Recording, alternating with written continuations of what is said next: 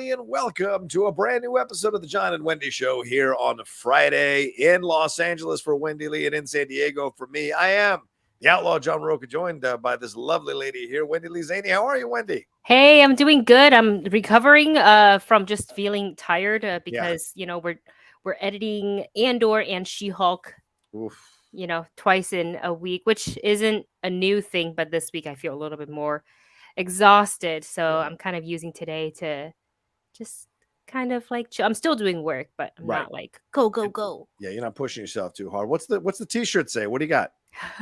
Get ready for the fall. It says, all I care about is pumpkin spice and my dog. Perfect. That's perfect. Right, we had kind of overcast weather today, so it felt like fall for sure. So yeah, I love it. Let's get ready for the fall. Nice.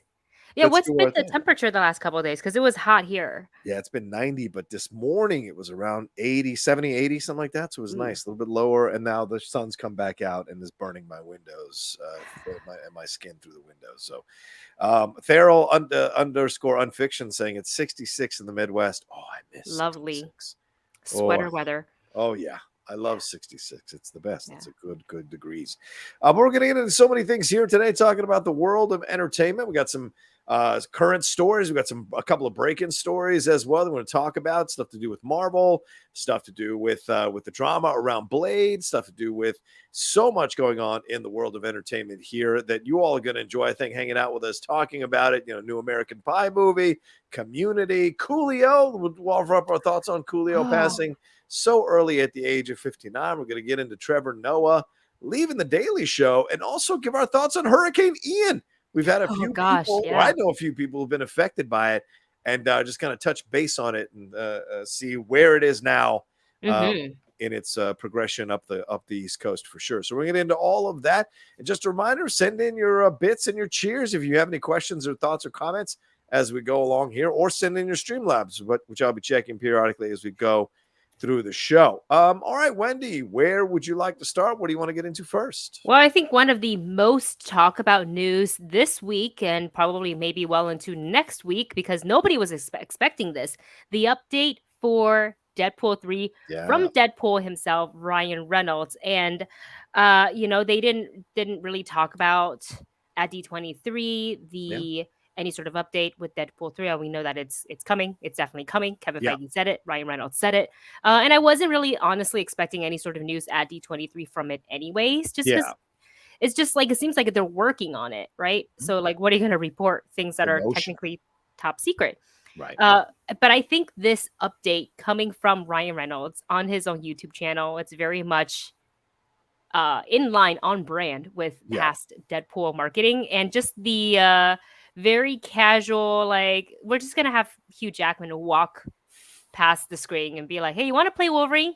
Yeah, sure. So what was your thoughts when you heard about this? And did you see the video first, or did you read about the news and then you went and watched the video? I saw the video first. Oh, nice. Someone had sent it to me and they said, watch this. That's all I got. And so I was like, okay, someone I trust. So I clicked on the link and went and watched the video and immediately retweeted the video and lost my mind and said, if this is real, I'm going to go insane. and I had just finished watching Logan 2 days prior, like the last hour of Logan, just randomly was on TV. And so I was like, God, I really need to watch this whole thing from beginning to end again, because I haven't seen it forever. And I was like, all right, I got to pop this in again. And sure enough, now this news drops. And initially I was like, well, what does this mean? Where are we going to go? Is this a Patrick Stewart situation? I don't want that. And then when I saw the claws go across the Deadpool logo, that to me felt like a two-hander. And then the next day we got that other video, Wendy, that kind of addressed the Logan situation and then went right into Wake Me Up Before You Go. Yeah, that was such a great news for all of us, because I think for a lot of us who are fans of, Ryan Reynolds, once he became, like the good Deadpool, not the X-Men Origins Deadpool, or the Wolverine, that wasn't. But once we saw that and the marketing for that, and just moving forward, Deadpool 1 was great, Deadpool 2 is great, so we're all looking forward to Deadpool 3. Yeah. And we were thinking, the mutants has finally been like officially established within our MCU. Yeah. So they're working towards it. And it's, the speculation's been like, well, who's going to play Wolverine, right? And Yeah. for a lot of us, like it's obviously we want Hugh Jackman to be back in the role, but it's kind of like you can't bring him back because then does that make Logan, which is a fantastic film, a Yeah. wash? Right. Like then his should I spoil Logan? Well, I feel like Have if y'all you haven't seen it? seen Logan by now, you weren't really going to see it anyway. Then you weren't invested in Wolverine to Yeah, begin you with. weren't invested, and I think we get to spoil it. This is a nerd show, so look, Yeah. if you have Probably have not seen seen Logan, both versions, black and white, yeah, exactly, yes, and the regular theatrical. So, you know, I think I was holding my breath at the end of Logan when they yeah, zoomed in on the grave, and I was like, "Are they gonna let him like have his rest? Let Wolverine the character like rest after all of this, or is the claw gonna come up?" Because I was like, what if they do that? You know, yeah, because they could. It's a successful franchise. People like it. They want it. And when they didn't, I was like, okay. So when they announced it, I was like, oh my gosh, yes. So many thoughts went through my mind. Oh my yeah, gosh, yes, Hugh Jackman is back as Wolverine. Oh no, but what about Logan? So I'm really happy, like you said, for that second video that they addressed, like, hey, that was 2029. right, That's we're not touching that. So that still will happen to Wolverine. And what's to say this Wolverine is that same right. Wolverine, right? I Because think that's the we busted open the multiverse gate. So yeah. And that's what I wonder about too, because remember, what we're watching in the MCU, mhm. there was a 5-year time jump. Mhm, mhm. So where are we actually time-wise in the MCU? Because if we're Oh. mirroring where we're at now at 2022, we're at 2027, 2028. We're not that far away from 2029. So I think you might be right, Wendy. And I think this is how they're going to treat it is that Mhm. that Logan is part of the Fox multiverse, is part of the Fox universe in the multiverse. Mhm. And so is Professor X, and so is all of that. So all of that happened in that multiverse, in that universe of the multiverse. This Logan might be different from that Logan, might be a different approach. There's already rumors about the yellow and blue costume, right? And it's going to be directed by Sean Levy, who did Free Guy and who did the Atom Project. Certainly how can I say this? A director that is not Tim Miller. And Tim Miller is a much more darker director, certainly with Terminator Dark Fate, certainly with the first Deadpool movie. That was a different approach. I think David Leitch did a nice job with the second Deadpool movie. It wasn't as good as the first, but it was a serviceable installment for sure. Now you go, okay, well, Sean Levy is a much more family-friendly director for the most part. So Mm. this is going to be a slightly softer Deadpool, a slightly softer Wolverine. I think it'll lean more into the comedy. It'll lean more into the buddy cop drama duo type thing. Yes. And I think that's where they're going to really lean into. And so it's going to be a different Wolverine. I just wonder if they're going to make it so that Ryan Reynolds gets stuck in the MCU, the main MCU universe as Deadpool. That's how he comes over from the Fox universe, and they close the multiverse on him. And so Ooh. that's how he's stuck in the MCU universe, right? I mean, Oh, I like that. that's how I wonder how they're going to do it. Because then Logan goes back to the other universe possibly. If it is the same Logan, he goes back to the other universe to become what he becomes. Yeah. And so you still keep the continuity of all that. But really, X-Men continuity has never been that linear, Wendy, either in the comics or in the shows or the movies rather. So I wouldn't be surprised if they move When some Days stuff. of Future Past retconned everything, Yeah, right, exactly. which was I was like, okay, well, I'm here for it. Yeah. Yeah. I like what you just said though. Mm. Like this is how Deadpool will remain in our 616, Mm-hmm. and then Logan will be Yeah. Logan, and he can walk down that same path that Yeah. we see at the end of the Logan movie. Ooh, I like that. And I want to circle back really quickly Yeah. to what you said about Sean Levy. That is a really good observation. He has typically made more like less darker, but I Yeah. will say I don't think he's going to be pulling punches when it comes to the how do I describe the Deadpool, like the graphic Yeah.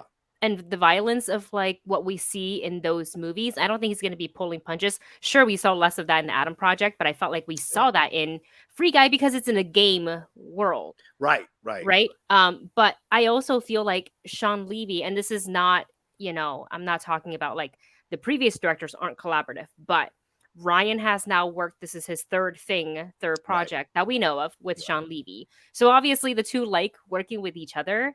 They speak the same language creatively. Yeah. I think they have a lot of fun on set. So I feel like they're not gonna make what we like about the vibe of Deadpool 1 and 2 much softer than what Yeah. we've already, because it's established. So if you take it back, I think the fans will be like, well, what the crap?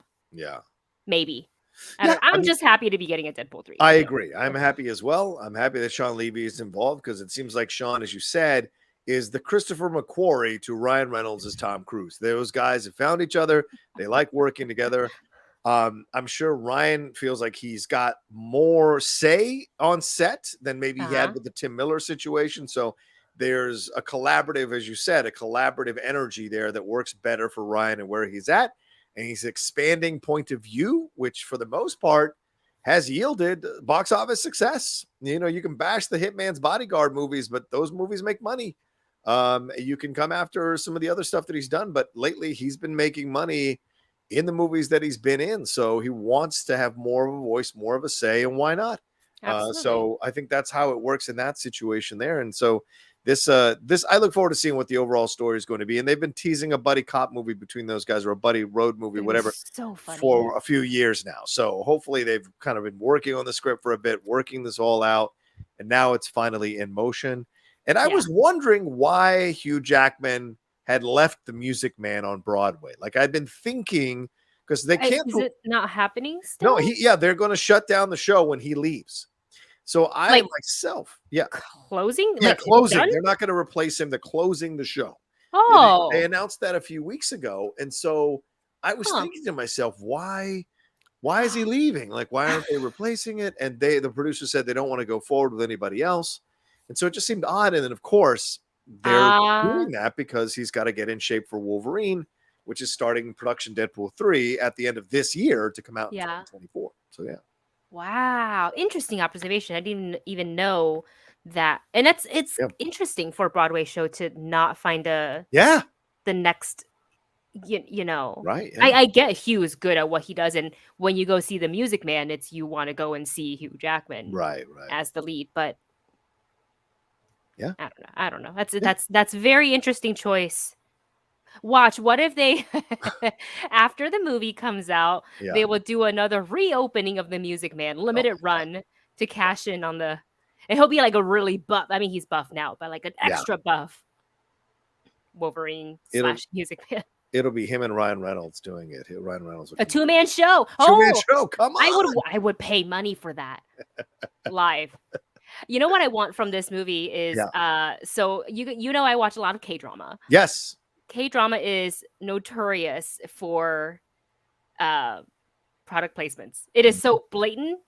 They don't even care. They'll be like dramatic scene, be like, oh, the phone's ringing. I should get that. And then it's the Samsung flip. Like, and it's like so. But I want that a little bit in a Deadpool movie, and I want it to be Mint Bulbul. Yeah. I want it to be Aviator Gin, whatever hue. I think he's got coffee. Yes. I want all of that. Just keep it super meta and self-aware. I think that'd be so funny. That's perfect. I think it's absolutely perfect. We shall see. Yeah. Oh, yeah. I mean, Stray Kids for Deadpool 3. Why not? Can we talk about that real quick? Yeah, please go ahead. Yeah. What is that? Okay. Stray Kids, Banchan and Felix, the members, they are both Australian, and they so they're like the two fluent English speakers of the group. Okay. And when they did a competition show with other K-pop male groups called Kingdom, which is when because I was aware of Stray Kids before that. Right. Kingdom is what made me go, oh my gosh. So one of the competitions, and so if you look up Stray Kids Kingdom, like immediately right now, it'll pop up. It'll be at the top of your search, and they themed it around Marvel and Deadpool because the Stray Kids love Marvel and they love Deadpool. Okay. So they used, the theming around that. They had the costume and everything. Right. Ryan Reynolds saw it because it's Deadpool, and he's like, "What is this?" Ryan's gone to Korea for various press things. Right. And he loves visiting the country. So he liked it, and so from there, him and Banchan of Stray Kids started talking, and they actually did an interview. Wow. And it was just Ryan. There's just the two of them fanboying out over each other. It's like the sweetest thing ever. So now they're friends. Wow. And my theory, and that's why Zach and I talk on Instagram all the time, because he's a fellow K-pop, right, fan. So he says Stray Kids for Deadpool 3, since Ryan Reynolds is the fan. Stray Kids released teases for their upcoming comeback called Maxident. Right? Okay. It's like, think accident, but Maxident. Yeah. We'll figure out a little bit more of like the wording and what it means, because everything has got double, triple meaning. They do a lot of wordplay, which is fantastic. But Ryan Reynolds liked it on YouTube and on Instagram, I think. Wow. Like, was like, oh, I can't wait. And I'm like, okay, so Deadpool, maximum effort. Yeah. That's his like thing. Maxident. Oh, interesting. And I know the movie is not coming. We don't even have it's not even until 2024, but the Stray Kids work on music all the time. They have so much music that's unreleased. They have probably, and this is me assuming, they definitely have at least one song that they're like, well, we'll make this just in case like Deadpool wants to use it. Just in case. And like I feel like Ryan would be like, yeah, dude, why not? They just obviously can't talk about it because it has to get finally, but like that would be amazing. Make it a theme song. I mean, it would make so much sense for him to do something with a K-pop group. Remember, he did Celine Dion in the second movie, which worked really, really well. It was hilarious, that kind of Bond-esque opening. So why wouldn't he work with a K-pop group, especially a K-pop group with members that he respects, like Stray Kids, and have fun? Maybe even a cameo in the movie. That's certainly possible. Of course. At the press screening, I would stand up and scream. Stray Kids! I would absolutely make that happen. Why not? Yes. Oh, by the way, driving around today, because we had to use the laundromat today because our washing machine broke about a week ago. We've been waiting for it to get fixed, and eventually we hit that wall where we had to wash our clothes. What comes on as I'm driving around? Pink in your area? On the radio? I couldn't believe it. I was like, what is this? This is awesome. So I was like bopping along, and my girlfriend looks over and she goes, what is this? And I go, this is K-pop, honey. She goes, how do you know about K-pop? And I go, Wendy's been indoctrinating me every week. So just so you know. Just and I'm in doing your the bang, face. bang, bang. K-pop. Yeah, I was doing the bang, bang, bang, the bang, bang, bang. So she was like, what? So it was very, very funny. So just let you know, you're working on me, Wendy. You're wearing me down. You recognized it too. I love that. I did. It was pretty good. All right, let's move on. Oh, actually, there's some breaking story here, Wendy. I'm getting this from the Hollywood Reporter. This is according to Boris Kitt, who scoops like crazy all over the place. Tarzan is set to swing again as Sony picks up the movie rights. I don't understand this, but apparently we're going to make another Tarzan movie based on Edgar Rice Burroughs' character and novel there. Sony Pictures has picked up the screen rights, and they want to do a, quote, total reinvention of the character and intellectual property. No writer, filmmaker, or producer is attached, but we have seen like 300 Tarzan movies and 300 Tarzan interpretations. I don't know why we need to go back and revisit Tarzan again, Wendy. I don't know what we're going to prove here in this situation. I mean, how are you going to improve on the animated film, which was better than any of the Johnny Weissmuller movies, better than the Greystoke movie from the 1980s, better than an Alexander Skarsgård movie, whatever that was, better than the Bo Derek Tarzan the Ape Man, for those of you old enough to remember that sexy little film. So to me, I don't understand what you're going to do better than what Disney did in the animated version. But I love that one. What's your thoughts on this? Yeah, what's your thoughts on this? How do you reimagine? Am I just like, because it's Friday, my brain is tired. How do you reimagine Tarzan? Yeah. Then that takes away, then you can't, then why call it Tarzan? Yeah. I guess if you don't, then people are going to compare. What are you going to call it? Similar. George of the Jungle. Oh my God. Now that I would absolutely do a live action of George in the Jungle. Bring back Brendan Fraser to play the dad of George of the Jungle. Oh my God. I love that movie so much. That would be awesome. So such a fun movie. Yeah, and listen, it's dangerous to me as well because these books now, in retrospect, and they mentioned this in the article, I was going to bring it up myself as well. They've been scrutinized over the last few years for being colonialist, for promoting that white savior myth, and for the racial and gender stereotypes that were accepted in the 20th century at the time, but not now. So what is this reinvention? Is Is Jane going to be the new Tarzan with Tarzan sitting at home? What is the reinvention? I'm Uh, so curious. yeah, I'm curious about it too because that is a very Tarzan's a really well-known story. Yes. Regardless of which version you think it's the through line of Tarzan. Yeah. So that's why I'm saying like either I'm just like really tired and my brain is on it's Friday weekend brain, or I'm just Yeah. like, how do you want to reinvent Tarzan? Are you taking Yeah. out Jane because that is a part of it? Yeah. Is it going to be them pre Jane? I don't Yeah. It's a know. question. Sony's picked it up. Yeah. All right. And it's not like Total Sony. reinvention of the character and intellectual property. That sounds like to me they can do whatever they want. It doesn't have to be a male Tarzan. Will it be a black man? Is that way to count? Is that their way of countering this thing? Because it's obviously it's a English son who survives a shipwreck, and his family are English who are on the ship and die. So he is raised by these apes, and that's where the whole colonialism and the racial issues come in. Now, in retrospect, do you solve that by creating a black Tarzan in Africa or wherever they're going to set it? And he's British. He's still British, but he's a black Tarzan. Is that how you do it? I don't know. Yeah, it really It's depends. fascinating.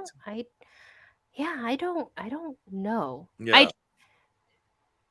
don't feel it's completely necessary. Yeah, I think so too. I don't feel like we necessarily need to have a Tarzan story. And this is just kind of you and my like initial reaction to this news. Obviously, we'll wait to see the film, once it gets made and released and all that stuff. And depending on what story they want to tell. Yeah. It's a wait and see game. I agree. So interesting. Just thought I'd bring it up, get your initial thoughts on this. So, all right, let's move on to our next thing. I don't see any bits or Streamlabs. So send them in if you got some cheers and bits or Streamlabs that you want to have us answer. Any questions, thoughts, or comments as we go along. All right, let's move on. Wendy, what do we got? Let's talk a little bit about Armor Wars. This was meant to be a Disney Plus series. And it's just been revealed that a major change, because now they're saying, Marvel Studios saying that the format of this, the story and everything is going to be better suited for the big screen. So they're shifting mid-development, and now it's going to be a film. Honestly, I kind of felt like I wanted to see this as a TV show. Yeah. But because I'll explain this. Just because I feel like in a serial format, you get more time with the character and the story and development and all that stuff. In a movie, you're confined to that. At the longest, it can be 2.5 hours. Right. Right. But on the flip side is that a movie budget is bigger. Yes, true. And I think they can do a lot more, whether it's special effects, CGI, whatever it may be. They can do more with that, and maybe so as they're making this, they're like, you know what, we gotta shift. Yeah. So it's interesting. I'm surprised because it was set up as a 6-episode series. Now them turning it into a film moves it further down the production schedule. So do they see Armor Wars as being more than what they anticipated initially as things are moving around? Because I got a feeling, and I know people are going to be like, well, you're crazy, Rocha. Nothing new. But I have a feeling that the Phase 4 stumbles and fumbles have caused some reevaluation on the Marvel side of things. And certainly with Blade now losing its director, which we're going to get to, these kind of things being moved around in a certain way. Feige coming out of D23 going, Phase 5 and Phase 6. Don't pay attention to Phase 4. Phase 5 and Phase 6. That tells you that they want to move forward. And I think they're moving things around to maybe fix some of the stumbles and fumbles from Phase 4 to have a bigger impact and kind of regain their status. They are still the top dog in the yard, no doubt, but they've taken some hits. Yeah. So maybe this is a way to regain the status by rethinking this, jiggering this approach, moving some things around. So maybe that's what they're thinking. And no director had been officially attached to this series, so that was kind of open, but they're keeping the writer here Yasser Lester, who was the head writer, is going to now be writing the script. So interesting to transition from a series to a script. Yes, you got more budget, Wendy, but you've got less paper time, right? Because I mean, a 6-episode series will be at least 3 hours total. This is probably going to be 2 hours or less. So yeah, that's it. It's just really interesting. It's not super unheard of, right? But I feel like Marvel and Disney, they plan things out like years in advance. Right. They have this, roadmap. Obviously, COVID screwed up a lot of that plans, but not just for Disney, for just across the board TV and film, the entire industry.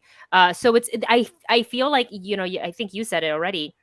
They saw something in this as they're going through the development. They're going, gotta go bigger. This deserves to be bigger. It's just interesting because Secret Invasions is a Disney Plus series. Right. And that is supposed to lead right into Armor Wars. Yeah. So I think I'm trying to find this. Okay.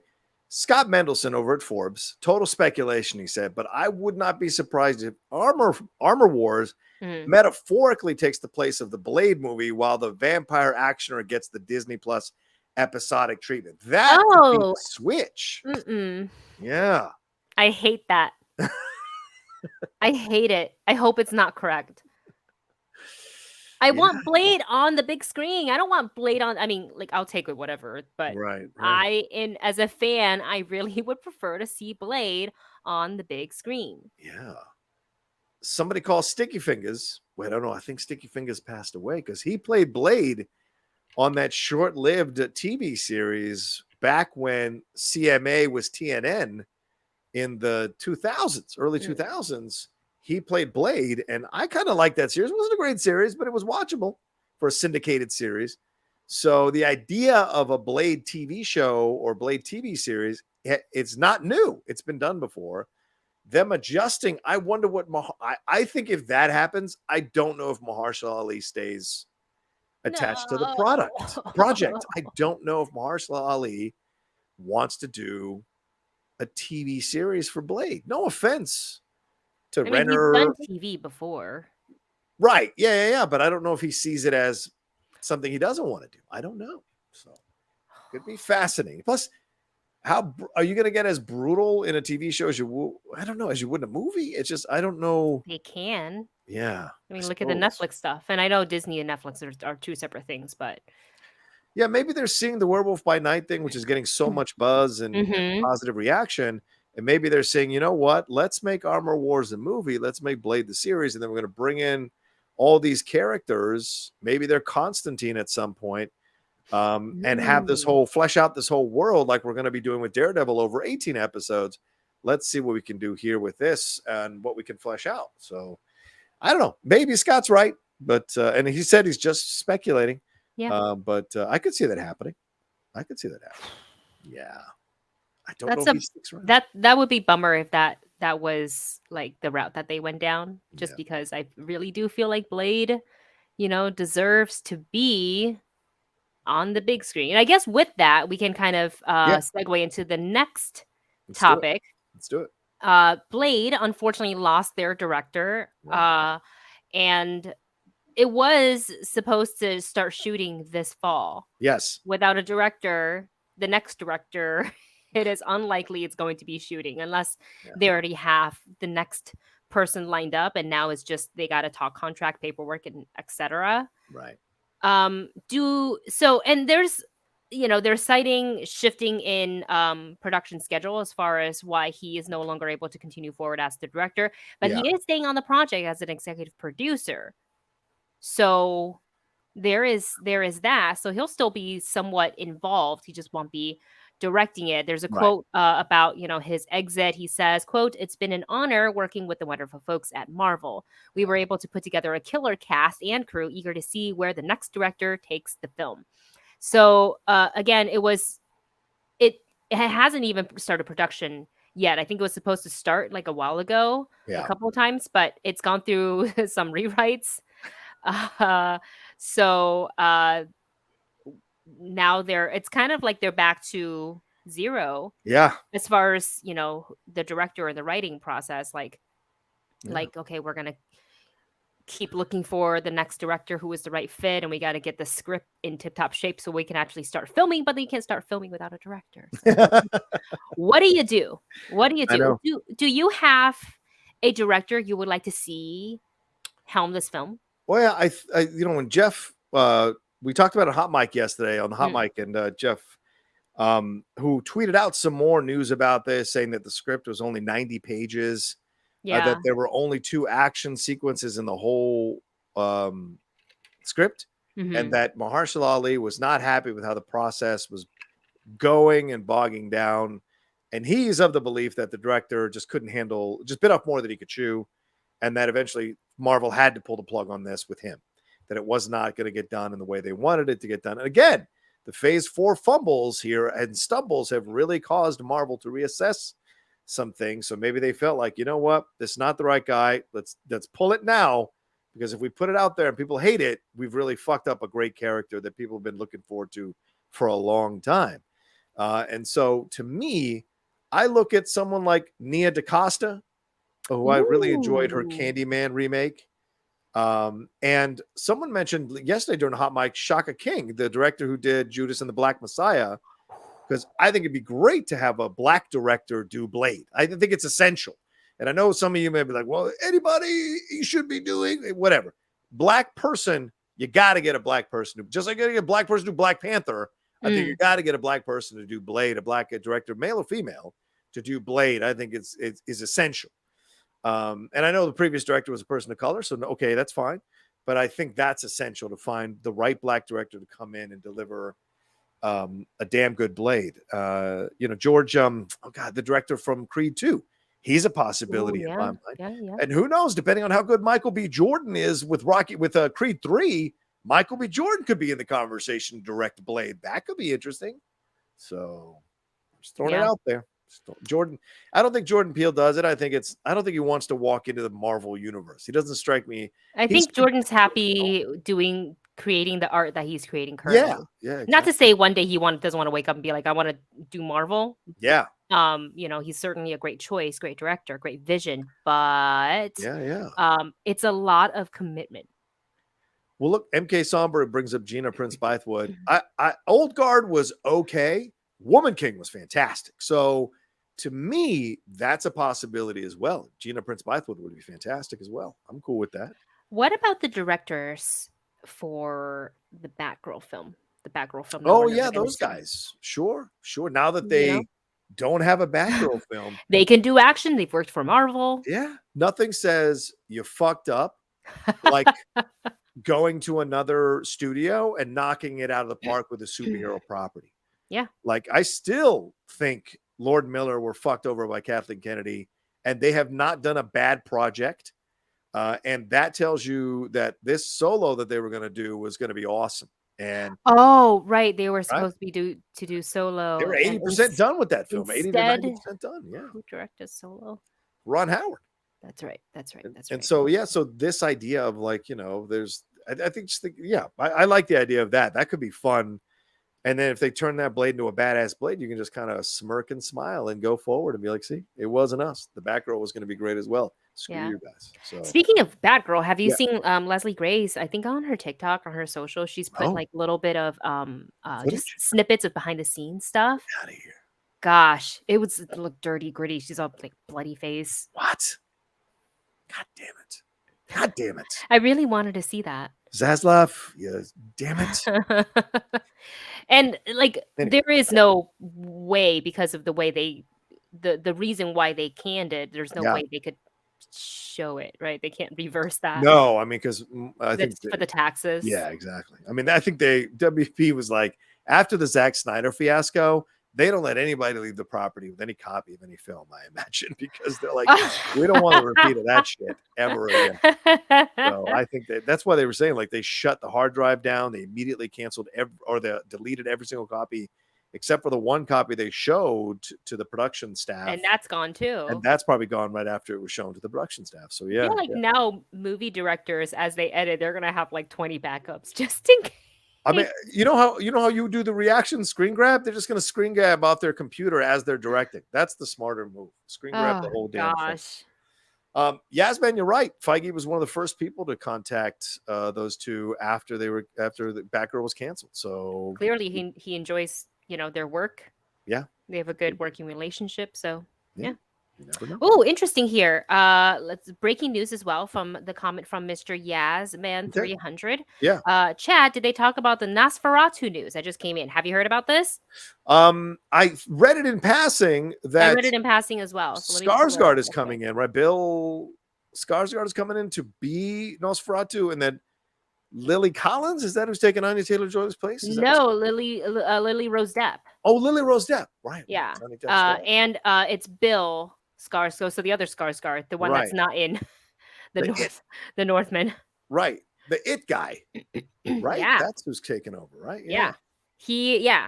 So it looks like Bill Skarsgard is attached to the film to play the lead, Lily Rose Depp. She's in talks to be co-starring, and this is going to be Focus Features.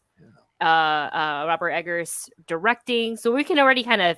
I'm trying to feel the vibe already of this. Think Lighthouse, think The Northman, think the Witch. Yeah. I feel like it's going to be interesting. Can I tell you, I love the NOSFERATU. The first time I was ever scared out of my mind was 7 years old. My 77-year-old babysitter fell asleep. I snuck downstairs. Oh, no. My parents were out for the night. I turn on the ABC movie of the week at 11 o'clock at night with the remote control, because I think I'm being a sneaky little son of a bitch. And I turn on right as NOSFERATU is coming out, the German version, the Murnau version, coming out of the sepia tone darkness, and I screamed and cried my head off and woke up my poor babysitter, or maybe almost gave her a heart attack. And she spanked my little Latino behind all the way up the stairs and put me to bed because I'm sure you didn't sleep after that. No, I didn't. My parents had to come in. Like, my mom and dad came home for dinner. My dad had to sleep in the bed next to me the whole night because I was so fucking scared. And I've always remained scared of that version. And then I saw the Werner Herzog version with Klaus Kinski as NOSFERATU, which is creepy and scary in a completely different way, because Klaus Kinski was a really unstable guy when he was acting. You never know what he's going to do. And so now this version is very curious, for sure. So, Skarsgård is a great choice because of what he did with Pennywise. Lily Rose Depp, I'm just getting familiar with her work. I would have loved Anya Taylor-Joy, but Robert Eggers is a selling point for me. So if he's doing it, I'm 1,000% on board.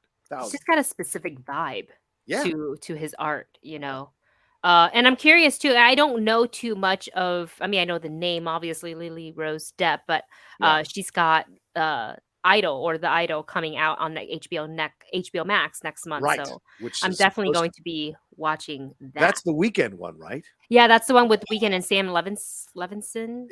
Yeah. And Jenny Kim from Blackpink is also in it. She's got a small role in it. So, well, I don't know if it's big or small, but she's in a lot of the footage. So. Yeah. Yasmin asking if Willem Dafoe played NOSFERATU in a film. No, he played the actor who played NOSFERATU. And yes, he does play NOSFERATU in the movie of the movie, like within the movie itself, because it's about the making of NOSFERATU. And he plays the actor, Munch, I think.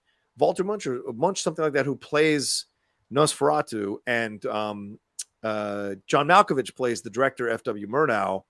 And it's a pretty insane film if you haven't seen Shadow the Vampire, because the guy got so into it that people thought he was an actual vampire in real life when they were shooting the movie. And that's what kind of comes through when you're watching the movie as well. Max Shrek, that's it. Sorry about that. Max Shrek. Yes.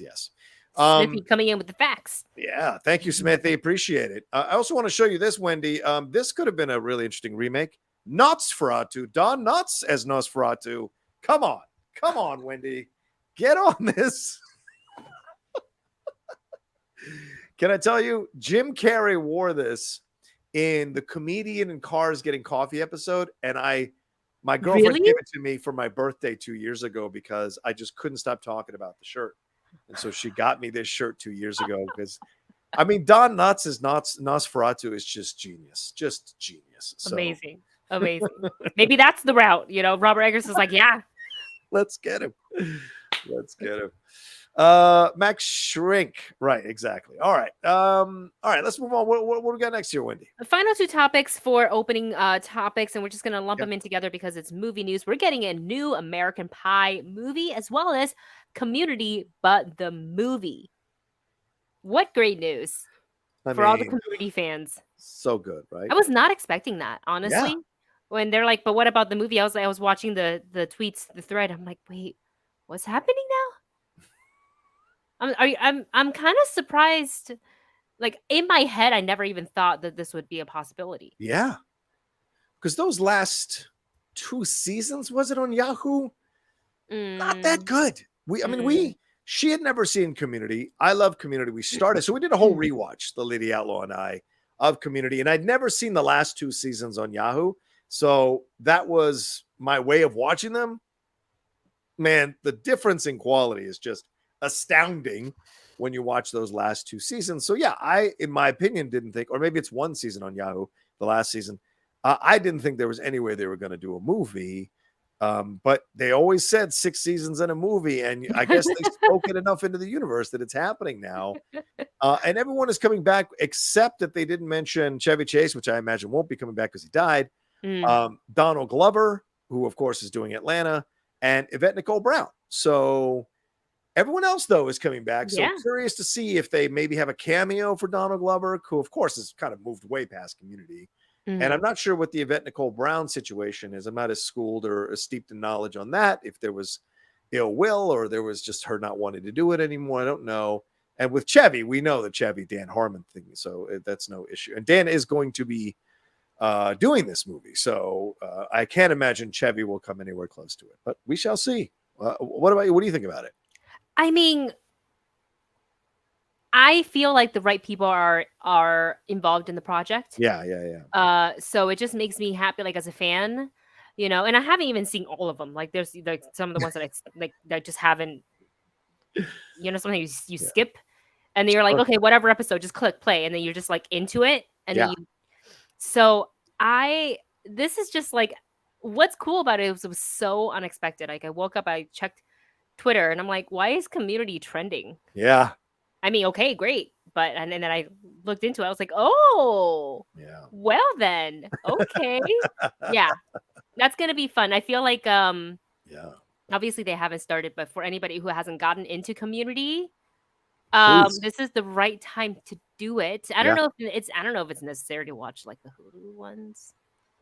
There's not the Hulu ones, the Yahoo ones, sorry. Yahoo. Yeah, I don't think you need to watch that last season. But the others, yes, the other seasons. Yeah, the other 5 seasons would be great. Those are great.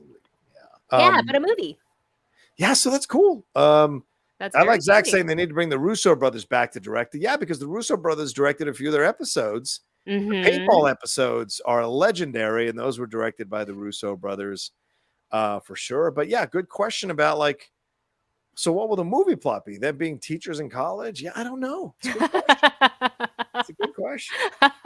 Joel McHale never really kind of fully took off after Community. Jillian Jacobs had Love, and you've seen her pop up in certain roles. She was in the recent Winning Time Lakers show on HBO Max. Alison Brie, obviously, with Glow and other films. She's now directing. So certainly there's, they've done stuff, but no one's kind of really blown up the way Donald Glover has. So it's nice to see them all coming back to be a part of this, have some fun. So we'll wonder what the story is going to be for sure. Heck yeah. Excited about that. Yeah. And for any American Pie fans out there who's enjoyed all the American Pie movies, we're getting another one. And this is coming from the Insecure writer and definition police filmmaker Sujata Day. Is that how you say it? Or is it? So, yeah. Okay. So this is something I definitely, because like, when was the last American Pie anything? Wasn't it? The first one came out in 1999. That's crazy, right? I was still living in Florida at that time. Yeah. When I saw it, I was like, and there's been a few sequels. I think 3 sequels, spinoffs, things like that. I was in high school in 19. I was in high school in 1999. So I don't know. I don't know. I don't know. Because there were a bunch of sequels. There were a bunch of terrible straight to streaming or DVD sequels. They kept bringing Eugene Levy back to be in them as Jim's dad, even though Jim was nowhere near those films. Yeah, that's right. Right. I think the last one with the full cast was American Wedding, wasn't it? With where he marries Allison Hannigan. Yes. And yeah, I don't know if was there one with where they had kids. There was American Reunion. That was the last one. Oh, I don't think I saw. American I don't even think Reunion. I saw that one. Yeah, where they all come back for their high school reunion, and it's all and everybody was in it, and including Tara. I think Tara Reid, who people weren't sure was going to come back. Jennifer Coolidge was in that too, or no? Who? Say that again. Jennifer Coolidge, Stifler's mom. She was Stifler's. John Cho was back. Mina Suvari came in as a new character. Oh gosh, John Cho! I forgot. Yeah, John Cho was. Remember, he's like one of the answering characters. Everybody came back. Stifler, Chris Klein, Jason Biggs, Allison Hannigan, Natasha Lyonne came back. Yeah. And yeah, so it was an interest, and Shannon Elizabeth even came back as Nadia for that in 2012. So it wasn't bad. American Reunion wasn't great, but it wasn't bad. If you were a fan of it, you were like, you know what? It's just nice to be back with these people again. So I'm curious how they're going to do this reimagining. Is it their kids who are now in high school? Is that what we're going to do? It's being described, her original pitch is being described as a fresh take, according to the Hollywood Reporter. And so this is she's going to write it, develop it, a whole new installment of this. So it'll have, I'm guessing, original, like brand new characters. Right. Will it be from a female point of view? Because of course the first series was about the dudes trying to get laid at prom. And subsequently, so maybe this is like Blockers, where it's from a female point of view. But then, like, we have that, already, and other films. Okay, yeah, like I'm saying, you know, what I'm saying, like, it's not a super fresh idea. Yeah, fair point. Absolutely. So, it just depends on what they add to it, what they bring to it, to make it American Pie. What if it's Euphoria as American Pie? What if they do that? So let me see. I'm looking at it here. Where's so we had, where do they have the list of the films? Sorry. Of all the films? Yeah. So it was American Pie Presents Band Camp. There was American Pie Presents The Naked Mile. American Pie Presents Beta House. American Pie Presents Book of Love. Good God, there's so many. There were. And then the most recent one was 2020. American Pie Presents Girls Rules follows a group of 4 teenage girls who make a pact to get what they want before prom and end up falling in love with the same guy. Okay. All right. That's weird. It's not as feminist as I was thinking, if all 4 of them fall in love with the same guy, but all right. Yeah. And the box office here, American Pie did 235 worldwide. American Pie 2 did 287 worldwide.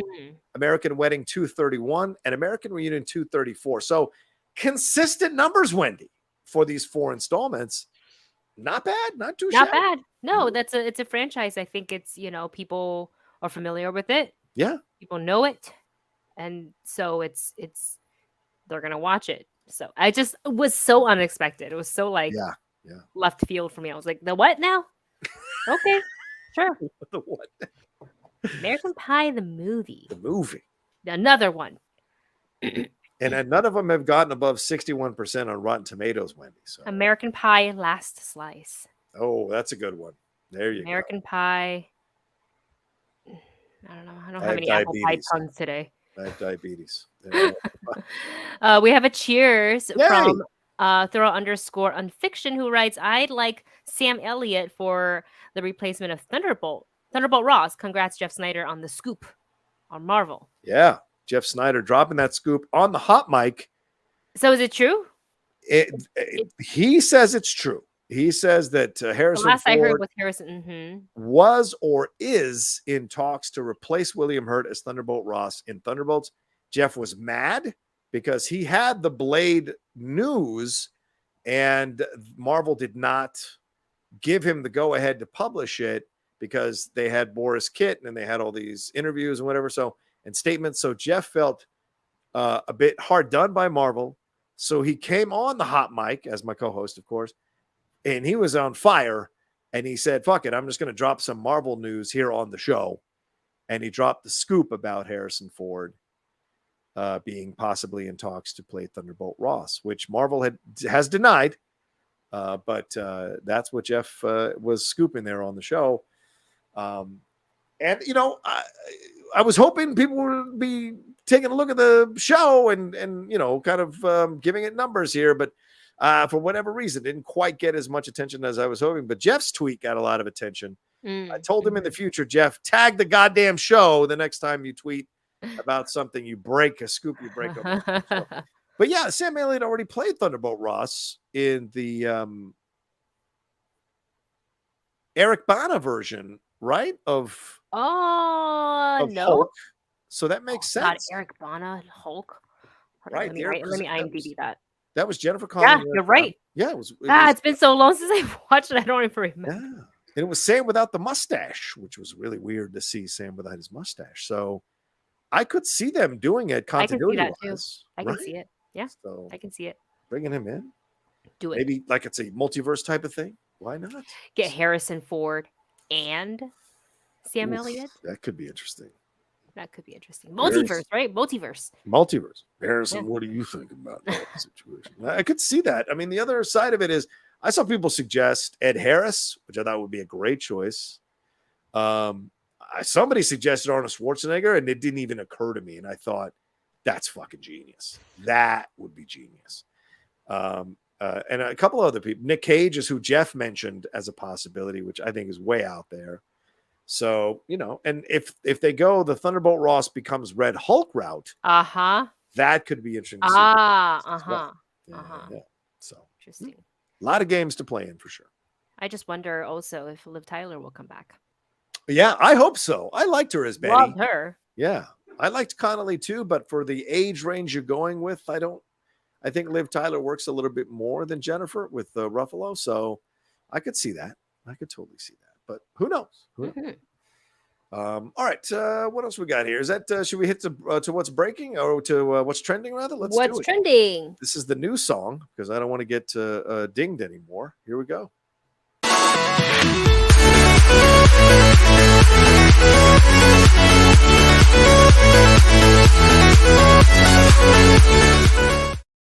I like it. That new song. Whew, I like it. Took me. Is that what happened? Yeah. The last two times we've been dinged by the people who own the song, and it's no fault to Tushka, who did the original creation. There was a license on the song. The license passed, so I didn't know, so we got dinged twice for it. So I've had to kind of edit the song the last two times on the show. So now I just went and found some royalty-free stuff. I just have to give them credit in the description. Perfect. And that'll be that. So I'll take care of that for sure. But yeah, there well you go. Done. Nice. Thank you. No K-pop corner this week. We'll probably bring it back next week because I wanted to talk about Coolio, who recently passed at the age of 59. 59, man. Gosh, Coolio, that is a iconic name. Coolio. Yeah, Coolio's obviously, yeah. Just I mean, it's never a fun topic to talk about. You know, when it comes to somebody's death. Yeah. So, but you've listened to many a Coolio songs, I imagine, growing up. Fantastic boy, slide, slippity slide. Yeah, I mean, come on, Fantastic Voyage. Obviously, Gangsta's Paradise. I mean, I remember people don't remember, that was an explosion when that song happened. Because that was a new kind of look to rap. Having Michelle Pfeiffer in the video with Coolio was a hell of a coup. That was so cool. Because this is Michelle Pfeiffer when she's still big, Of course, she's still big now in terms of the name, but she was big in there in the 90s leading those films. And so having her be a part of this was so awesome. And then, of course, later, the parody of the Weird Al Yankovic did, the Amish Paradise, which was hilarious. Yeah. and caused a lot of problems between him and Coolio initially. Then they squashed the beef and they were fine. But Mhm. he has always remained one of those people, kind of like Sir Mix-a-Lot. Like there was only one or two songs, but that song was so good that everybody loves the rap artist who did it. Everybody always loved Coolio. And he never Yeah. came off as, you know, one of these like way out there kind of, you know, upset at the world type people. He seemed to be always fun and down for whatever. And I think he'd occasionally pop up in a movie or in a TV show. And he never shied away from doing his songs. You Yeah. know? And I never just probably forgot Yeah. that music video was directed by Antoine Fuqua. Yes. Yes. Right. So there you go. Yeah. Well, just I didn't know just a this. bummer. Coolio did the Keenan and Kel theme song, and it was amazing. Nuh-uh. I did not know that. Nuh-uh. Wow. Wow. Okay. Shout out to Keenan and Kel, who were recently reunited at the Emmy Awards, I think. So good stuff. But yeah, 59 years old. It's a shame. They didn't say what the cause was. I think he died at his manager's house. So I'm Yeah, not sure. they're not expecting. I don't think they're saying it was drugs Yeah. or anything like that. We don't know if he had any sort of like, underlying health issues, which Right. could have been the cost as well. It's just 59 isn't old, No. So when I saw it, I was like, oh, it was it's not like he had like, an accident, Right. he took a tumble or anything crazy unfortunate like that. So and again, like I don't necessarily need to know the cause of death. Right. Of course. Just really sad to see an icon like that pass away. Yeah. They haven't. I mean, I see somebody saying a heart attack, but they haven't said what it is 100%. So they even, I'm looking at CNN. Details on circumstances were not immediately available. Mm-hmm. There were resuscitation efforts, so clearly there was a heart attack, but why? They don't say why. Yeah, it was performed for 45 minutes, and then he was. Oh my gosh! Oh, yeah. Awful. So I might have to reach out to a friend of mine who's a coroner in LA and see if I can find out what happened. Mm-hmm. But Coolio was supposed to apparently film an episode of Wild and Out. Yeah, I read that last week, but unfortunately he wasn't able to make it. So that's a shame. That's a shame. That's a real shame. Rest in power, Coolio. Rest in power. Yes. Go stream his music. Yes, absolutely. I wish I could play it right now, but I can't. Yeah, you'll get dinged. We'll listen to it after the show on our own. Oh, listen to this. I remember seeing him in Batman and Robin. Yeah, that's right. Ooh, that film. I read somewhere that he said he was going to play Scarecrow in the unmade sequel, but WB and Joel Schumacher debunked it and said they wanted Nick Cage for Scarecrow. So where was he in Batman and Robin? I don't remember. I've never finished that movie. Yeah, I've only ever seen it once and only the first hour and never again. I don't remember him in it. I'd have to do a charity drive to get me to watch that movie. Watch, now the patron's going to want it. You said it. You just spoke it into existence. Oh, that film. You did it. Oh, God. The motorcycle part, he was the host in the motorcycle part. Oh, see? So that's as far as I got. As soon as I showed that terrible motorcycle thing and Alicia Silverstone won, I was like, I got to get out of here. This is the worst thing I've ever seen. It was so unbelievable and ridiculous. I was like, I can't do this. Okay, there we go. All right, so that's where he was in it. Yeah, I don't remember it at all. All right, what else we got here in the trending section? Next piece trending. This was for me totally unexpected. Yeah. Trevor Noah is leaving Daily Show. What's that all about? Yeah, he's been the host. He took it over from Seth Meyers. No, not Seth. No, Jon Stewart. Jon Stewart. Yeah. And he's been the host of that show for 7 years. Many years. 7 years now, yeah. Yeah, and he kind of took the show into, I feel like it felt more like almost casual. Yeah. When he took it over, like the vibe of that. Yeah, it's just this piece of news. And it also came about where there was some sort of like rumors that him and Dua Lipa are dating as well. Lucky man. Yeah. She's a fine lady. She's a very talented woman. That's yes. She did a collab with Blackpink. Oh, nice. Mm-hmm. They actually performed together, and I don't remember where in what stadium, but she actually made like a super secret surprise appearance, and the fans were like beside themselves, like, is that Dua Lipa? Sure is. The song's called Kiss and Makeup. Oh, okay. I'm gonna have to listen to that one. Very catchy. So yeah. So according to NPR, who's saying that this moment, just by looking back, that this Yeah. moment may have been inevitable. So this was while he was talking about his seventh anniversary Yeah. of the show, and he announced that he would be leaving the job soon. Here's the quote, I realize there's another part of my life that I want to carry on exploring. Um, and so he says he missed learning other languages. I miss going to other countries and putting on shows. I just miss being everywhere, doing everything. So it sounds like he just needs to explore some of his other passions. Yeah. That's what it sounds like to me. That Yeah. that maybe the show keeps him so busy that he doesn't have the capability to travel and all of that stuff. And also with COVID, the entire show had to shift.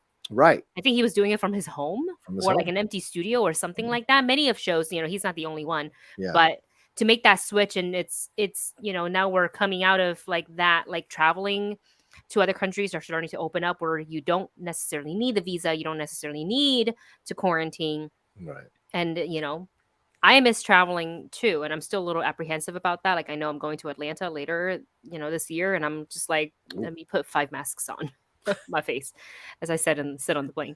Yeah. So, it'll be sad. Does that mean it's the end for the Daily Show, or are they going to look for another host? I don't know. I mean, just to go back a little bit to what his statement. He said, "I realize there's another part of my life that I want to carry on exploring. I miss learning other languages. I miss going to other countries and putting on shows. I miss just being everywhere, doing everything." So I can understand that. As you said, Wendy, it's probably a very time-consuming show because he's doing political satire, which means you've got to read so many things, and your writers have to read so many things, and then you've got to prepare for interviews. And I also think politics burns people out. Politics over the last few years, over the last 2 decades, has been exhausting. Just that's why I think Jon Stewart left the Daily Show initially. He's got tired of it, the grind of it. You don't feel like you're doing anything because the numbers keep rising of the people who believe the most insane shit. And you just feel like you're not really making a dent like you would like to make. I mean, Samantha Bee got canceled by Zaslav. DeSuze and Mero left. They left, yeah. And James Corden is leaving as well. Wait, what? Yeah, James Corden announced that he's leaving late night. I think next season is like his last season. Or maybe this season is his last season. And so, you're sensing people just they're kind of done with it, and they want to go and do other things and explore other stuff. I'm available. I'll happily host a late night show. So, but like this is the situation. But I can understand that the grind of it all, plus the hours, Wendy, you're probably up at, because you shoot at 3 p.m. So you're probably up at like 4 a.m., 5 a.m., getting on top of all this stuff. It just must be exhausting. Yeah, and on top of that, because he's seen it, like you said, like the show, it's kind of the focus is like political and satire. Yeah. It's it's not just the topics where you have to think about how you want to deliver this and different ways you can look at it, fact checking and all of that, that stuff to deliver, but it's also the comments you get from people. It's and I'm not saying they live in his head rent free, but it's 7 years of that. Right. Yeah. And social media is very much like in your face, so it's hard to escape any sort of like people may criticize the way he, or if they're on the opposite side of things, then they're gonna speak their mind as well. And it's like for the person who is commenting to him, that's one comment out of one moment of their day, right? But for someone like Trevor Noah, it's all the time, all day, every day. Right. Yeah. That's going to wear you down mental health wise too, whether it's good comments or bad comments. It's eventually going to be like, so sounds like there's a little bit of a burnout too. And like, he's young. He should, explore. He's 38. Yeah. Go see the world. Do it. Yeah. I mean, and remember, it took a while for him to win the fans over. Like the first 2 seasons, fans were still kind of not wanting to let go of Jon Stewart, hoping he'd come back at some point. So they didn't want to like this guy because liking him meant Jon Stewart wouldn't come back. But eventually he won them over. I think it was the 2016 election cycle or 2018 election cycle. He won people back and has kept them on his side ever since. And so if it's his time to go, he's done what he needed to do and changed the show and made it his own. And now he wants to explore other things, and more power to him. And hopefully there's someone out there looking out that could step in and be just as funny. Yeah. And host a show that could have just as much political direction as it has in the past. So we shall see. Yeah, we shall there see. you go. Maybe it's time for a woman too. We haven't had a woman host the we'll see. So yeah. You know they're looking, unless they just completely just erase it off of their slate. That's true. Mark Ellis will fill in. Oh, sure. I'm sure he would. I'm sure he would. All right. What's our last thing here? What's trending, Wendy? What do we got? We got to talk a little bit about Hurricane Ian, which one of the one of the biggest hurricanes I think to ever hit Florida. You know, I was following this as a former Floridian, and you know, still have friends and family who are there. I was naturally concerned, and I was keeping my eyes on it because like this is the hurricane season. Like any Florida native will tell you, like this is just the pattern of the weather. So you have to follow it and see which route, where that cone, if it's going to hit in your area or if it's not, and how much do you prep it. As a Floridian, if you've lived there a couple of years, you already have a lot of the stuff, the batteries, the wound up radio, keeping things charged. You have, you know, a generator, you have water, you know, all the tricks, right? Like I lived in Florida for many years, but like coming from Taiwan, like a typhoon, which is very similar to a hurricane, it's nothing new to us. But the prep in Florida, I would say, is actually more than the prep we ever done for Taiwan. Like we put up shutters in Florida, like in the homes. All the windows, those metal shutters, like we put them up, screw them in every hurricane season, depending on how bad it is. Like my parents, my mom and my aunt were kind of like, oh, category 2, we don't put it up. Category 3, maybe we put up half the house. Because we have to do it ourselves. We have to hire somebody to do it. Oof. Yeah. And they're not easy to do because like they're all just cut metal, and you have to try to like, does this match? And you have Sharpies like, okay, this is Windows number 1, Windows number 4, sliding door number 7, like, you know. So it's not easy. Yeah. But I was watching it and I was like, oh, it was gonna go into the Gulf of Mexico, which is very warm. It's kind of like superfood for any hurricane or tropical storm. Yeah. And it strengthened very quickly. It went from like a 2 after passing Cuba, which it devastated Cuba. Yeah. Like the entire country was like in a blackout. Yeah. Terrible. I don't even know if they've recovered that yet, as I feel terrible. Every hurricane season, Cuba gets hit, and Puerto Rico, like all those, you know, like terrible. But I saw that it was going to hit the west coast of Florida. Right. At a category 4. And I remember being in Miami when Katrina hit, and that was a cat 3. And like we prepared, but we didn't fully prepare for it. Like it was bad. Yeah. And that was a cat 3. This was a cat 4, right below a cat 5. Yeah. So I was texting with my aunt, and she's like, you know, she's in South Florida. So luckily she said she was spared. It was just really bad storms. Yeah. She didn't even lose power because luckily the grid she was on didn't lose power. Talked to my friends in Orlando, you know, when Disney World and Universal Studios shut down for her, you know, it's bad. Yeah. They don't shut down for anything. No. I mean, someone tweeted out that they were shutting down the Waffle House. You know, if they're shutting down the Waffle House, it's bad. Wendy, it's true. They don't really close for anything. They don't close the Waffle House. No, you got to make those shitty waffles and runny eggs. You knew people need to eat that stuff. So, you know, it's crazy. You know, when I was going to the Waffle House, the food wasn't bad. Is it bad now? It was never bad to me. I don't know. When I went down for the Orlando live Schmodown event, I ate breakfast at the Waffle House, and it wasn't that great. Okay. So maybe it just hit at the wrong time. I don't know. But I usually love the Waffle House. Yeah. But, you know, let's take a look at some of these images, Wendy. It's just crazy what's going on. Look at that. I mean, gosh, I think that's all Fort Myers. So Fort Myers. The coastal team, the coastal towns were pretty bad. I talked to a friend is that house moving? Yeah, it's house being unmoored by the water. Total loss. God, that's your whole life. Yeah. Your entire life. It's just washed away in a matter of minutes because of a storm surge. It's insane. And there's another one here in South Carolina, Where's the which is one? re-strengthened. It was a tropical storm, and then it Yep. got into the Atlantic, and it was like, "Feed me, Seymour." Here we go. The North Myrtle South Beach one. Carolina. Yeah. Look at that. Jeez. I'm glad that some of those houses are on stilts Are they because surfing? What are they doing out in the middle of the water? Who are these people out in the water? I don't know. I don't know. You're technically not supposed to go into that water. You don't know You're what's not. in there.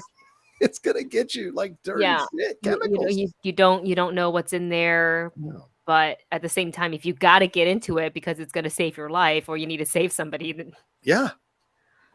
What's the one but I wanted to show you? Did you see the shark one? no, what is that? Is that real? That looks fake. Before this looks fake. No. That's the shark. Is that Florida? In Fort Myers, Florida. Yeah. Oh, no, no. It's I been believe swept it. into a pond. I believe it. So that's the shark. What was this one we were just looking at? What is that? That does not look real. I'm sorry. That's in West Palm. That's the devil. Is that a tornado forming? I think so. That's the devil. Gosh. My God, that's some scary ass shit. So Yeah, the problem with the hurricane like that, it's not just the wind at 155 miles per hour. It's also it creates a lot of, breeding ground for tornadoes, which is also devastating. Yeah, you're absolutely right about that. So I was trying to find did you see the people swimming out there? Which is crazy. Oh, what is that? That's the storm coming in. That's the apocalypse. That's what it'll look like before a hurricane. You're seeing like the outer bands and all that stuff coming in. I remember go ahead. Impact. That's the end of Deep Impact. Go ahead. You said what? You remember? Oh, just for smaller storms, tropical depressions, tropical storms, or Cat 1s, like they obviously advise you don't go to the beach. But like for a lot of my surfer friends back in high school, that is when the waves are amazing. So they would actually go out and surf in it. They wouldn't stay too long. But I would hear they would go and do this, and I'm like, oh God. Yeah. Here's the fools out there swimming in the waves. Now, do not waste one taxpayer penny saving these people. Because if they're going to be this stupid, you get what you deserve. Yeah, you're not supposed to do that. You're not going to be. It's going to be very hard to find you. You're going to get injured. Yeah, I think one of their guys gets swept away, and the two dudes run up onto the bridge. Yeah, there he goes. He's getting swept away, and they run out of there to try to find him. Get out of there. They try to. Oh, terrible. So yeah, terrible. People are crazy. Yeah, stay indoors for hurricanes. Yeah. Don't go outside. It's not fun. I saw people swimming. Look at that. Oh, that's a shame. Oh no, the car. What is that? A Bugatti? What is that? Oh my God. Jesus. But I saw people like swimming in their living rooms. I'm like, do you understand the water? What chemicals and here we go. What? I've got a report to do, Wendy. I always get so worried for those guys. Of course. Not just because they're standing in the wind, which they could, fall down easily, like it can knock you over, but the debris that could come at them. Oh, good point. And I'm like, that's gonna hit you in the head or something. That's gonna be bad. Like, get out of there. We get the storms bad. You don't need to be out there. Imagine we can't hear them anyways. They're all yelling. Yeah, right. Exactly. Yeah, I never understand what the person who does the subtitles just gives up after a while. It's just dots. Inaudible. Yeah, just like JKHL MV. You don't know what they're saying. So they just kind of put whatever up there. But anyway, it's pretty scary out there. And I've had a couple of friends get affected by it. I'm sending out nothing but good thoughts for them. A friend of mine's lost power, hasn't had power for days. And according to what I was reading here, 25 people have died. In the Hurricane Ian deaths. And there might be more because they're still finding people and they're trying to find out if it's hurricane related or if it's other causes. So the coroners are still working through that. There was 2 million people without power. Wow. And the sheriff warned residents to be extra wary of alligators, snakes, and deer that are displaced by flooding rather. And they're working hard. The 44,000 utility workers from 33 states in the District of Columbia are down in Florida right now trying to get power back on for more than 1.8 million residents who are still in the dark. And initially it was 3.5 million. So they've certainly made a dent. So it's kind of crazy down there for sure. Yeah, the coastal towns got hit really hard by that. I talked to a friend in Naples, and he's okay. He experienced, luckily for him, where their house is at, just didn't experience any sort of flooding. But his family's house, it's about 4 feet of water in the house. Oof. In the house. Oof. I was like, so does that mean it's a total loss? Your house, like, you know what I'm saying? Like, everything's submerged. You lose a lot of, like, do you just clean it up and dry and hope it dries and the foundation's okay? Or you're not getting that smell out of the couch, Wendy. You're not getting that smell. I think you have to buy all new things. Hopefully the home insurance kicks in, hurricane insurance. I would have to buy a whole new Not cheap in Florida, by the way. No. And sadly, not to get too political, but sadly, they increased the premiums on insurance for people. And unfortunately, a lot of people couldn't pay those premiums and so let their insurance lapse. And DeSantis introduced a bill, but the bill is too late to help the people who are being affected by Hurricane Ian. Can they whatever you call that? Maybe because of the devastation, but you know how businesses are. They want to keep their money. So I don't know how they're going to do that.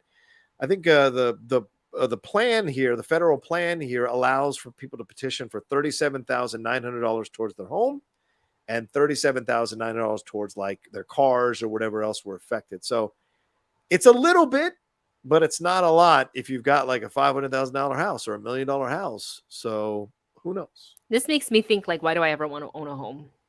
Yeah, it's a good question. I'll just rent. Yeah.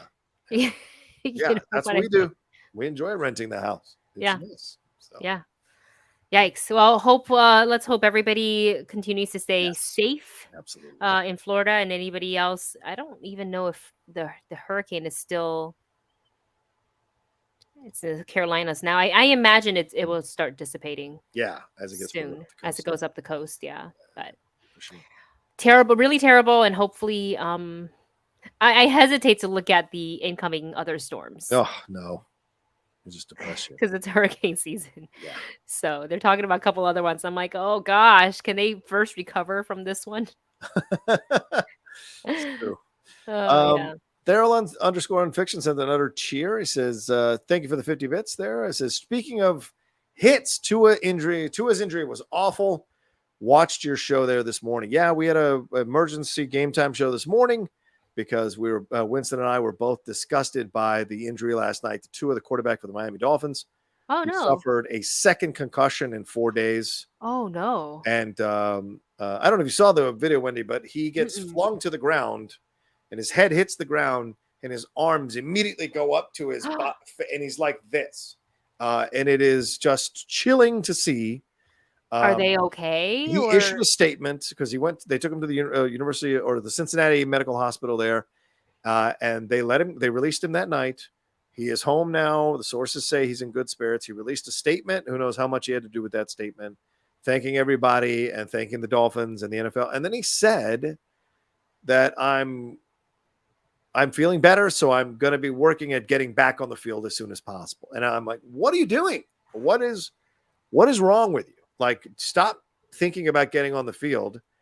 Start thinking about your brain and what you've just done to it. How old is this person? I'm not 23. Oh, a baby. So, yeah. And so he thinks he's unstoppable. And they're young and they feel that because their body can recover that quickly. Right.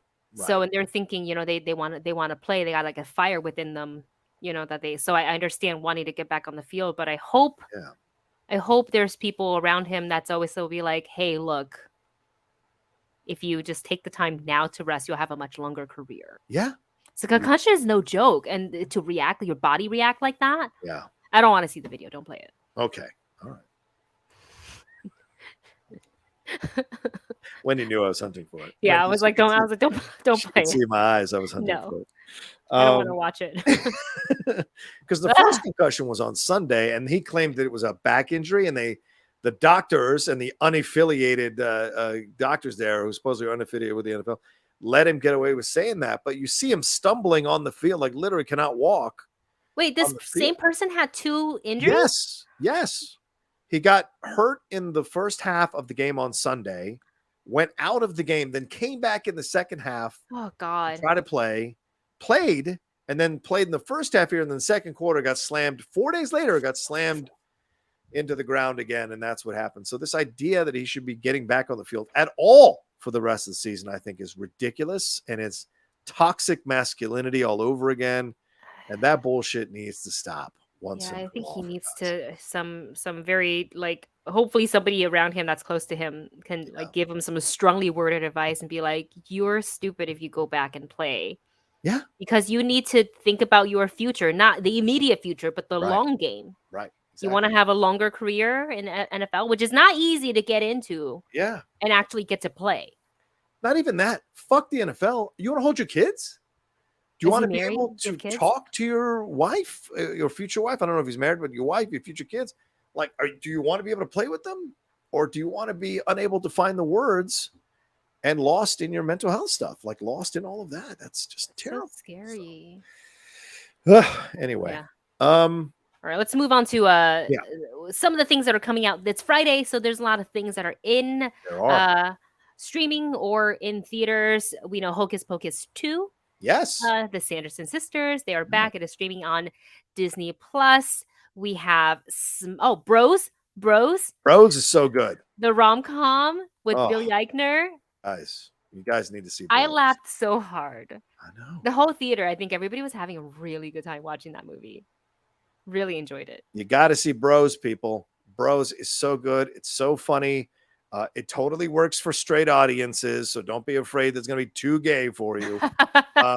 Yeah, because there's some great and Billy Eichner does a great job writing this thing and starring in it. And Nicholas Stoller directed, who did Getting Sarah Marshall and Get Him to the Greek. I think that's the same director who did Get Him to the Greek. And then there's some great like knowledge and education in the film that you don't see coming, and he deftly weaves that into this tale of these two guys coming together and trying to figure out if they are right for each other and if they should fall in love. And there's some great cameos, which will surprise the hell out of you, and just very funny humor, and a sweetheart right in the middle of it. Yes. So highly, highly recommend it. Yes. Sure. Yeah. I haven't watched. I feel like I haven't sat down and like watched a rom-com in a long time. Yeah. This was just felt good to like sit down and enjoy, the romance part of it, the comedy side of it, and just the best part was to hear so many people chuckle. Yeah. And like big belly laughs too. I was like, this is great. Yeah, I needed that movie. Yeah. Another movie that has to do with smiling, but is not, a comedy.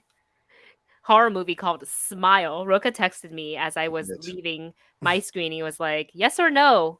Smile. And I was like, yeah, it's fun. It's great. And then I had some follow-up questions for Rocha. And then as I was typing them out, I'm like, why am I asking? He probably hasn't seen it. And because I asked you, have you seen It Follows? Because it reminded me a little bit of that. And you're like, no. And I was like, okay, well. I got to go through a run of these horror movies. I don't know. I'm a big fraidy cat. I'm not Josh McCouga screaming at high decibel levels, but I am a fraidy cat at these kinds of things. So I don't necessarily gravitate to the smaller horror because that's where you're going to find the real fucked up shit sometimes. And so I hesitate. Like Hereditary fucked me up. Well, though, it's not scary like Hereditary. Midsommar fucked me up. So I hesitate. You know what I'm saying? And so Smile, all right. I mean, I skipped out on my screening last week. Oh, come on. You didn't even. I did. I was too afraid. I was like, I don't want to drive. It's not that scary. Did you see Barbarian? No, I haven't seen Barbarian either. Okay, to me, that felt scarier. Okay. The jump scares and the images, I was like, but It Follows is less so. Not saying it's not scary because it does have its moments, but the story for Smile, I said It Follows. For Smile felt more rooted and cohesive. Yeah. And I enjoyed following the character's journey. Okay. But all right, Wendy. It's not one that kept me up at night at like. Oh, good. If I'm editing at night and I hear something and I'm like, oh, what is that? Like, it's not one of those. Those are the more of like the religious like possession or exorcist. And I'm not a religious person at all. Right. But those films get me. I cannot watch. I have to watch them in the day, and then I come home and I do the horrible, stupid thing and I turn all my lights on. And I put Navi in front of me. I'm like, all right. That's great. Yeah. So All right, we're running out of time, so I'm gonna get to these. DC League of Super Pets is streaming now on HBO Max. So why don't you guys watch that once and for all? Because it's so good. A lot of people felt it was the best Superman story we've seen in a long time. So I highly recommend that one. I am still working my way through Blonde, so I don't know if I can recommend it to you, but I've been watching it for 3 days now. wait, And isn't it a movie? yeah, it's on Netflix now. Oh, okay. But it is like free climbing a mountain. That's what it feels like to me watching it right now. I haven't watched it yet. And for those of you who really want to torture themselves, The Munsters is on Netflix now, so you can watch that. Just throwing that out there if you want to watch that. And The Greatest Beer Run is coming to Apple TV today. It's actually debuting today on Apple TV Plus. So if you want to watch that one with Zac Efron, Greatest Beer Run Ever, which is based on a true story of these guys trying to bring kegs of beer to their friends in Vietnam during Vietnam War. So it's an interesting little film. Yeah, it's an interesting one. So And then if you're looking for something else to watch in the fantasy adventure realm, Rings of Power, the latest episode. Oh yeah. Fantastic. Really? Okay. Oh, yeah. Are you up to date? No, I'm 3 behind because we've been doing what's the so last thing much. that's happened? There were dwarves. That's the last one. Oh, you got some catching up to do. You got some splitting to do, Lucy. This one's real good. Okay. Yeah. I'm going to catch up this weekend. I promise. I'm going to catch up this weekend. I cleared my calendar so I could watch what I wanted for 2 days. Perfect. That's one of the things that I'm going to watch. Perfect. Sure. Yeah. All right. So those are reviews and recommendations. Yeah, there you go. Any TV shows right now? Oh, Abbott Elementary is back. I know I recommended it last week. So the episode 2 of the 2nd season just dropped. So make sure you watch that. For those of you who enjoy Abbott Elementary, it's so cool. Atlanta is back. Don't forget about Atlanta. Reservation Dogs is still happening.